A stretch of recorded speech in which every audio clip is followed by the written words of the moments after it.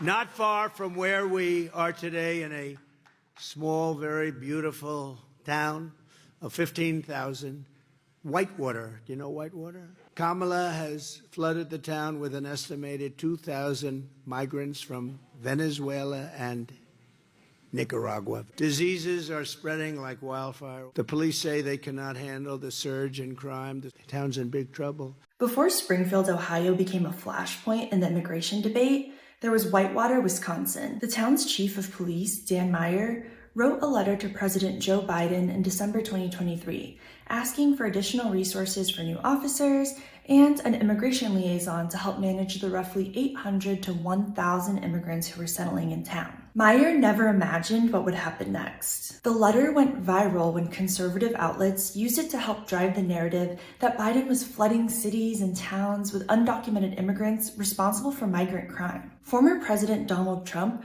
ran with that narrative multiple times at campaign events starting in April. And their town is becoming a hotbed of cartel activity and illicit drugs like nobody's ever even envisioned before. Suddenly, Meyer's office was flooded with calls and interview requests, and he was frustrated that his efforts had become politicized. The chief's letter didn't mention drugs or cartels as Trump suggested. He described the issue facing Whitewater as a critical humanitarian one. His officers had seen families living in terrible conditions and teens working instead of going to school. The chief was also concerned about the issue that kept his officers the busiest: the immigrants they caught driving without a license. The traffic stops took them away from patrolling, which the chief thought was needed to deter other crimes. Meyer said the new immigrants weren't committing crimes at a higher rate than US-born citizens, a notion that's backed up by a lot of research. The challenge for Meyer was that many of them came without resources or an understanding of local laws and norms. Meyer wrote that his focus wasn't on legal status, but rather ensuring we are providing the resources expected of a municipality to all residents of the city.